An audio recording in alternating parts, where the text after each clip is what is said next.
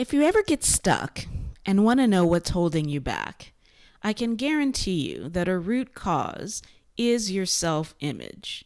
It is impossible to rise above the level of your self-love. My name is Raven Burns Kushner. I am a Wiccan practitioner, artist, and life coach. And this is the Paint Self-Love podcast, where we talk about darkness and light, good and evil, and down-to-earth spiritual principles that make our lives more successful. I hope that you find today's discussion insightful and inspirational. So let's dive in. All right, so I'm really excited that I finally got around to watching the movie Interview with a Vampire. If you've been following this series, you know that I fell in love with this universe through the series, through AMC series. So I finally got around to seeing the movie, and I saw it many years ago, or at least I thought I did, but I didn't remember anything. So it was really like seeing it for the first time. So I definitely liked it a lot. It didn't hold a candle to the show for sure. But I wanted to go through some of the things that I noticed about the dynamics between the main relationships. First off, I wanted to say that I was disappointed that they made Louis the source of his sorrow, the supposed death of a wife and child, like they just invented a wife and child. And I went back in the book to see, did I miss something? No, he was upset about his brother. So I'm not sure why they felt the need to make that change. I'm not sure if it's either to make sure that we saw him as straight or if it was merely the fact that they didn't feel that maybe losing a brother would be as sad as losing a wife and child, and they wanted to give him a reason for being so sad. I mean, I don't know. To me, your brother dying in front of you and you being blamed for it is enough, but whatever. So that I was a little disappointed in that. What I really liked about the AMC series is that they pretty much did away with all pretense about the sexuality of the characters. Lestat is clearly, as he said, non-discriminating, and Louis is gay and has accepted that. So I love that about the new series. But of course, we have the freedom now to do that.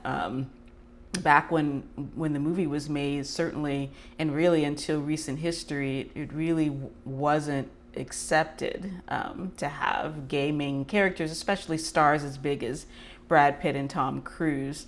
That I think has changed, but definitely it was the case that wasn't so cool to do.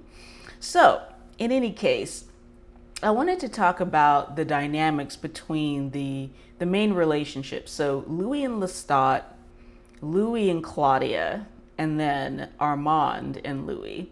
And what I noticed about each relationship is that there really was a real sense of manipulation in the relationships, resentment, and fear, really.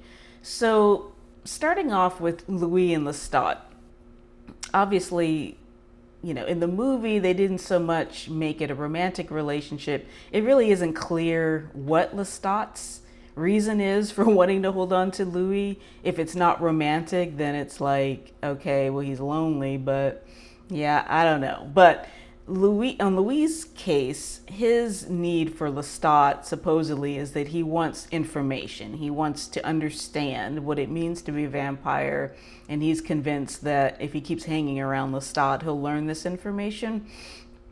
But it's really key. After Claudia comes along, there's a key statement that Louis makes when he says, "He will never let us go."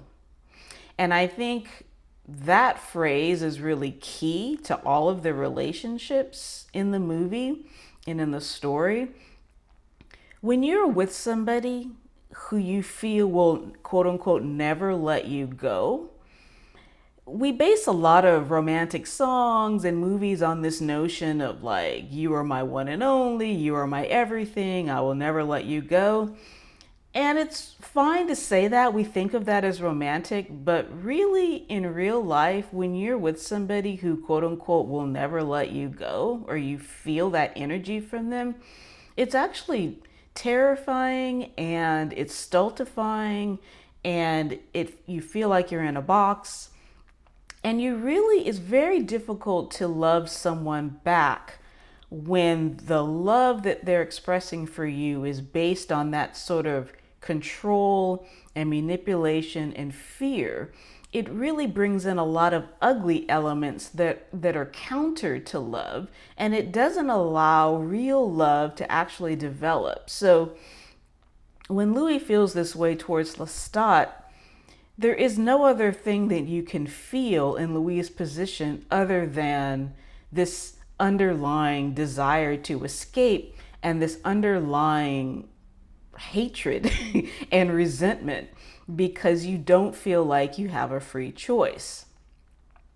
Now, a similar dynamic goes on between Claudia and Louis.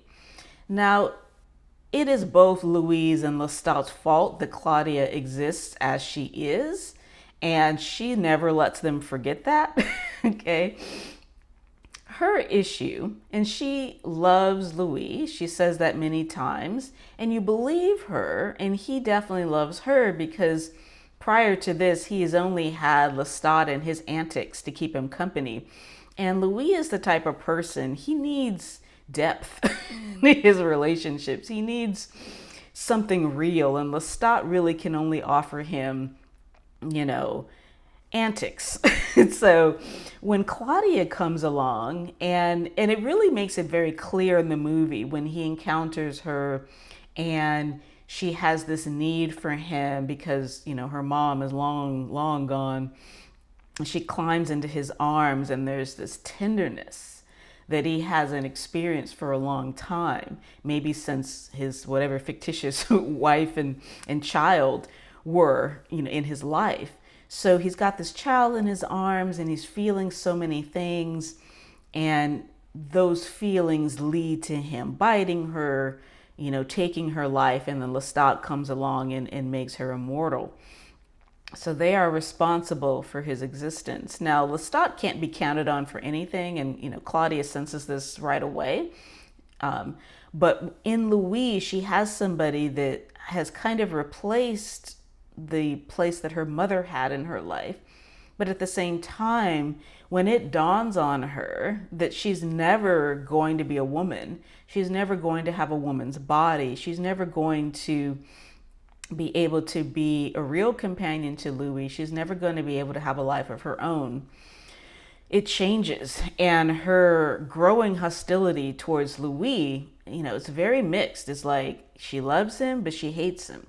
She loves him because he's Louis, and she can't help but love him, but at the same time, she resents that he's the reason why she's in the state and predicament that she's in.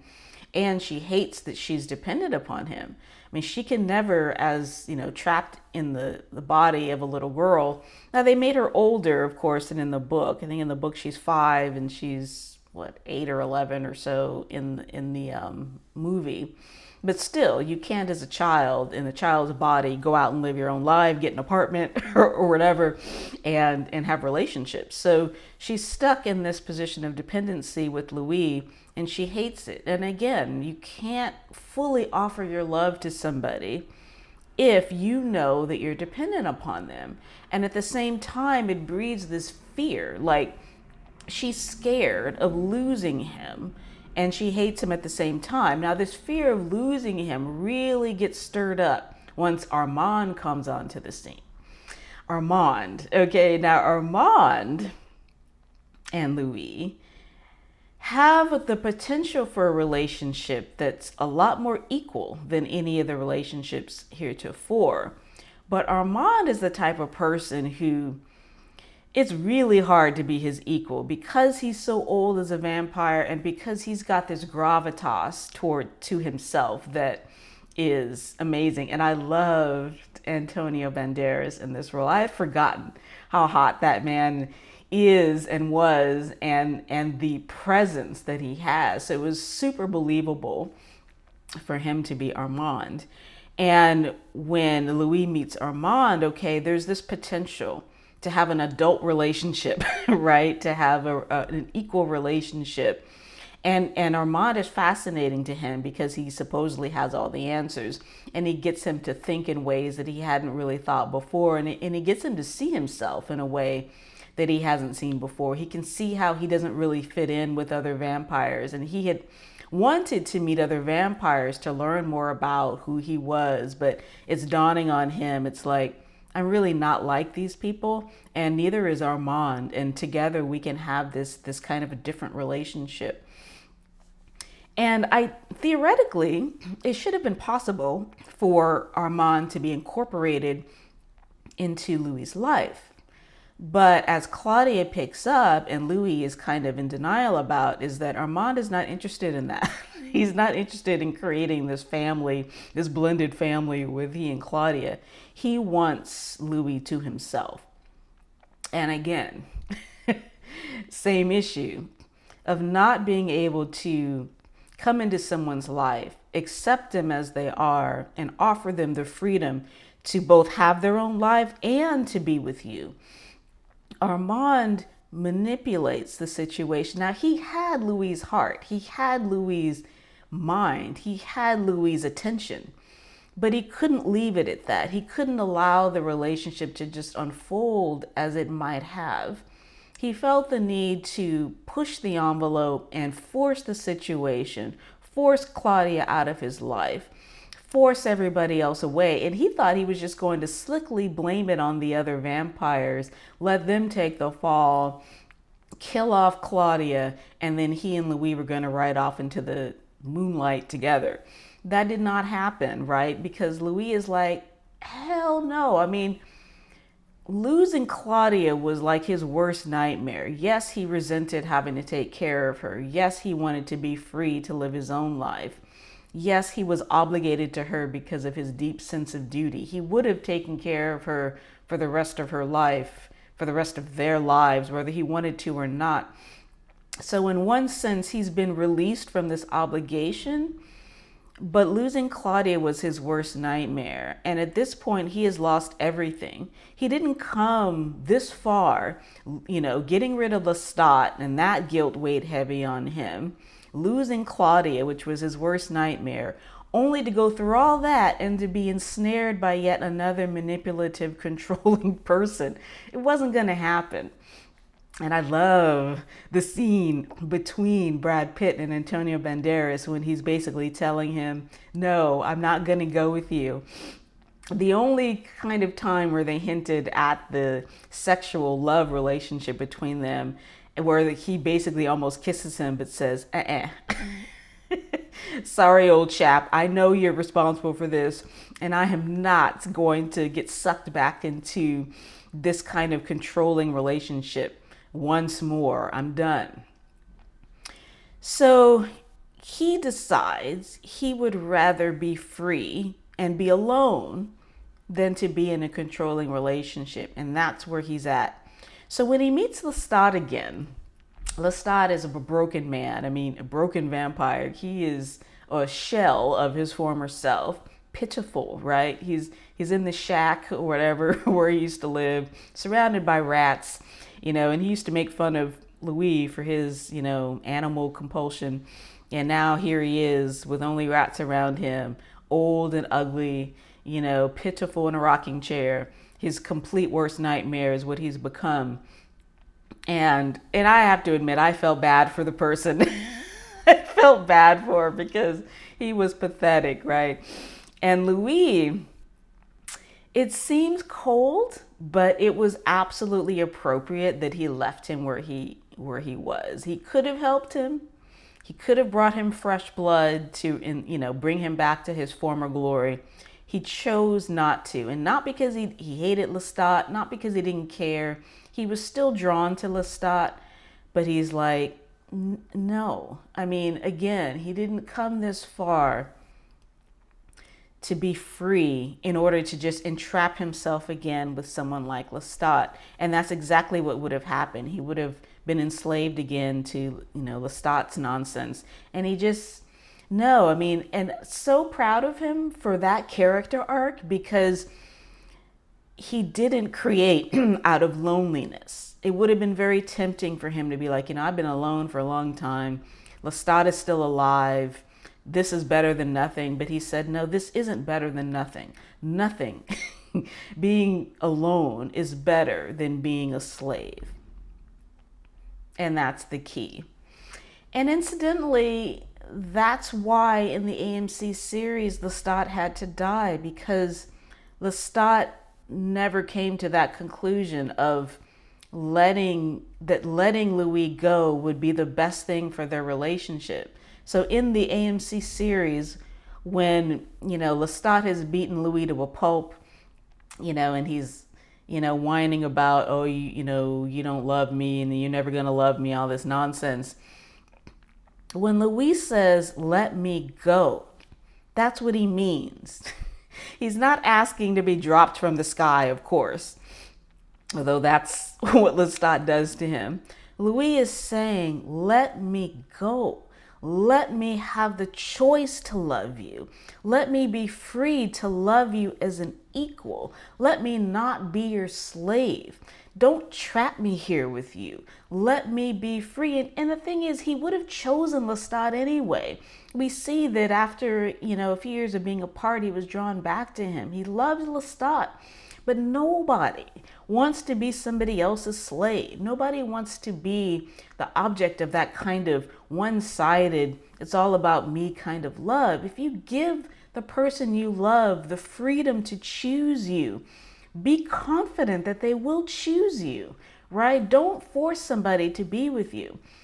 And if you're in that dependent position with somebody else, if you're in Louis or Claudia's position where you feel like you're obligated to be with somebody, acknowledge that you also resent that. You don't really want that. Nobody wants to have to be afraid that somebody's going to leave them, because their very survival is dependent upon that. And that's why, even for the person that's in that controlling position, they also resent the person that they supposedly love because of that fear, because they know that they are dependent upon that person's love. So that breeds a lot of the mistreatment, because anytime that you feel dependent, whether you are the controlling person or you're the one that's being controlled, that fear that's underlying the relationship is what kills it. And you, dear listener, dear watcher, deserve real, mutual, satisfying love. So don't settle for something else where either you're being controlled or where you feel compelled to control another person, because that's not necessary. All right. So that's where I'll leave it for now. I love the movie. I'm really looking forward to the series. I can't wait to see what they do with Armand, because in the series, somehow they end up together. So I don't know what's going on. I'm really curious to see what that's all about. But for us, for here, right now, let us choose relationships that contain real love, that are freely given and freely received. See you next time. So that's all I have for you today. I hope you did enjoy today's discussion. Visit paintselflove.com to book a coaching appointment or to buy some inspirational art. Until next time, love yourself and love yourself well. Blessed be.